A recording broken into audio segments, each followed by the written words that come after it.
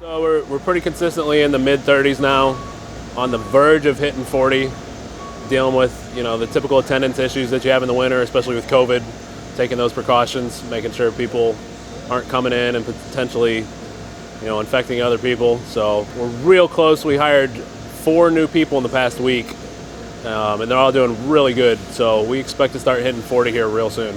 We're right about 700 boots backlog right now. So the boots that are coming off the line today were ordered around December 7th, and we're maintaining that pace. We sold really well in December.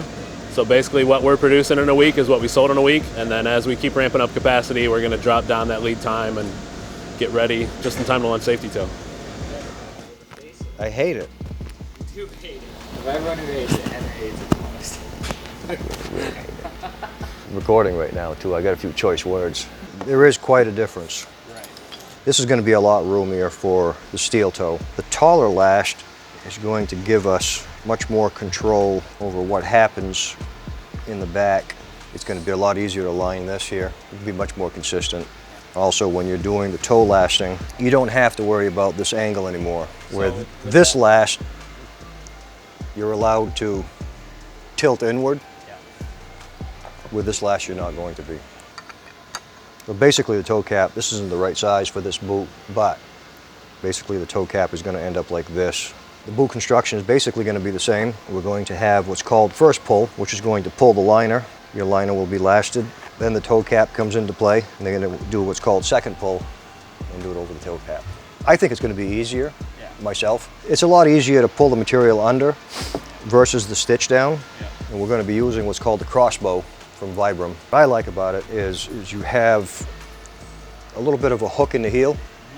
When you're on a ladder, you're rung on a ladder, you get locked in on a rung. It's a real true work sole, yeah, for sure. We're in my lab.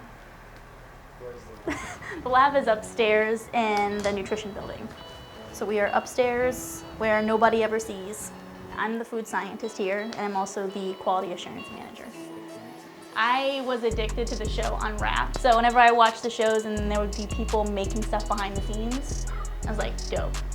Okay, well, right now what I'm doing is I'm just testing the quality of Go drinks. Every time we get a new shipment, I go and I select random samples, and then I come up here and just do a quick test. So like just the pH, the water activity. I'll do a few like sanitation swabs that always come back clear. It's just like a double check, even though they already do a quality check and a third-party testing. It's just a triple check. Yeah. Where do I look? The newest flavor of Mulk, we just sent some to Jocko. I haven't gotten his feedback yet, but the newest flavor is actually a complete nutter accident. It's cereal milk. Me and Brian said the very first variation, it tasted like Captain Crunch Oops Berries, very specifically. But now it kind of tastes like the aftermath of Fruity Pebbles, which I'm still not even mad about. And then I'll just dump all these ingredients together into a shaker. This is the first time that I've attempted this one, so it might be way too light. This is science. I made you something. Did you? I did. What do you got? This is the peanut butter and jelly thing that you asked me to do. I added similar to the same amount of flavoring that they added to this one.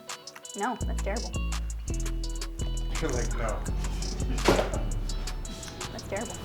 We're hitting our goal right now at 96, and we actually hit 102 the other day. We had a good day. Everything was going well, and every day is a challenge, but we try to hit the goal as best we can.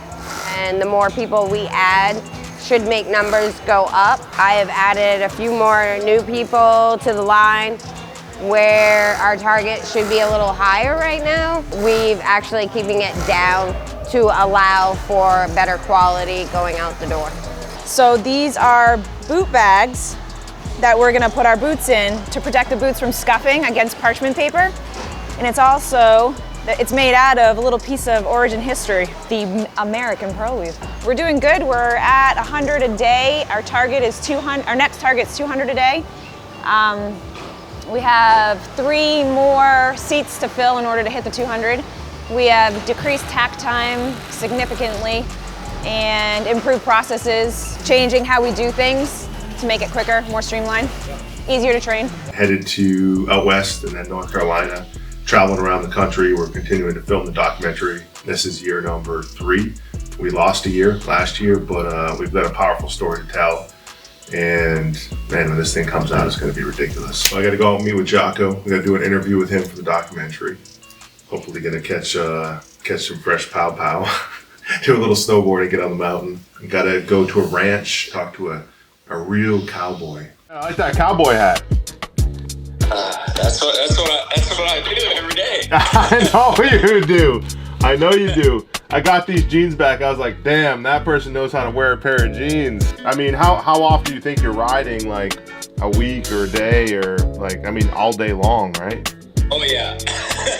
6 to 7 days a week. I'll ride 12 to 15 horses a day. Holy cow. Like, what has been using Origin jeans, and he says they're the most durable jeans he's ever worn in his life. So we got to catch that, and we got to go and visit some old time denim manufacturers in North Carolina. One of them who was part of shutting down the mills as a lawyer, and who has seen one of our videos and just like was brought to tears that we're bringing it back. Even though he was part of shutting them down, it wasn't his choice. He just had to be part of the process. And a couple other old timers, you know, and I don't know, maybe look at a location for another factory in North Carolina.